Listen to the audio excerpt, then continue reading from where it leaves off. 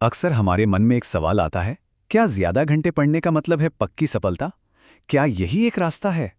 इस विश्लेषण में हम इसी गुत्थी को सुलझाएंगे। हम देखेंगे कि कैसे ज्यादा मेहनत नहीं, बल्कि स्मार्ट तरीके से पढ़ाई करके कहीं बेहतर नतीजे हासिल किए जा सकते हैं। कॉम्पिटिटिव एग्जाम्स की इस दौड़ में ना, बात सिर्फ तेज दिमाग की नहीं है। यहां असली बाजी वो मारते हैं जिनकी स्ट्रैटेजी सबसे शार्प होती है। मतलब सक्सेस सिर्फ ये नहीं है कि आपको कितना आता है, बल्कि ये है कि जो आता है उसे आप इस्तेमाल कैसे करते हैं।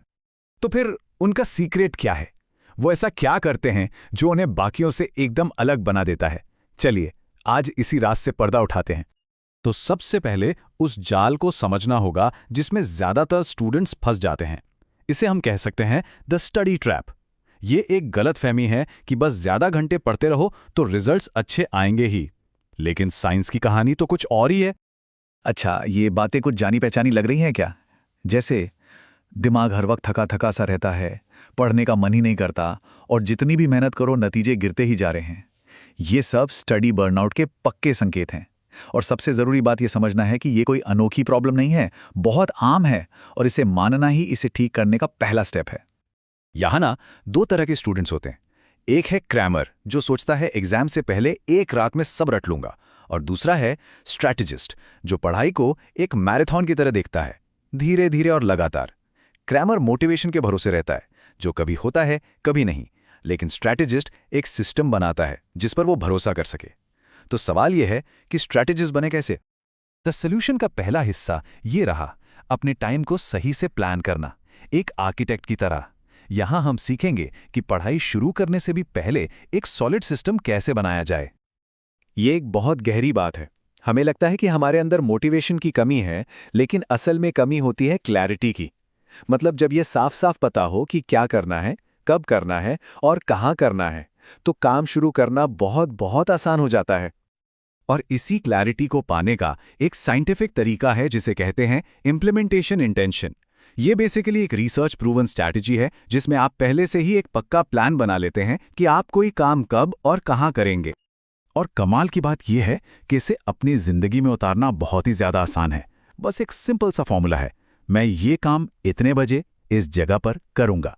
बस जैसे मैं कल सुबह 9 बजे अपनी स्टडी टेबल पर बैठकर 1 घंटा मैथ्स के सवाल सॉल्व करूंगा। देखा, ये एक ढीले ढाले इरादे को एक पक्के ठोस प्लान में बदल देता है। अपने दिन को स्ट्रक्चर करने के लिए ये 4 कमाल की टेक्निक्स हैं। पहली, टाइम ब्लॉकिंग, हर काम के लिए एक फिक्स्ड टाइम स्लॉट बनाओ।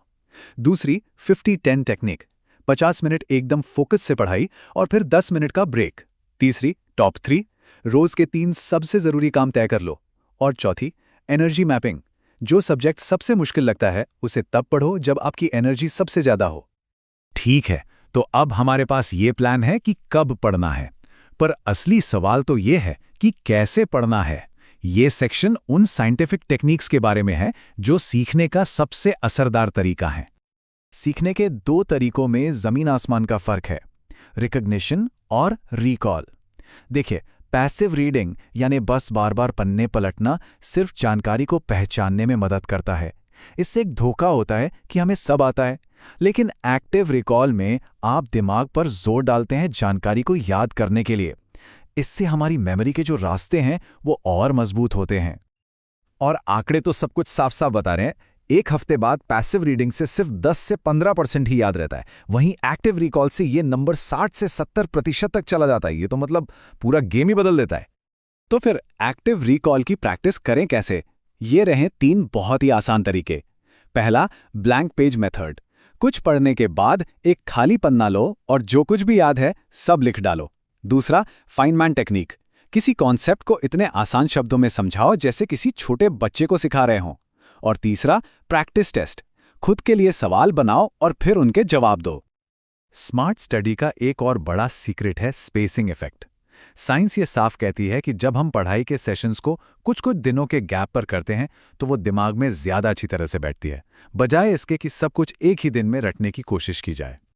और इसे इस्तेमाल करने का ये एक सिंपल सा टाइमलाइन है।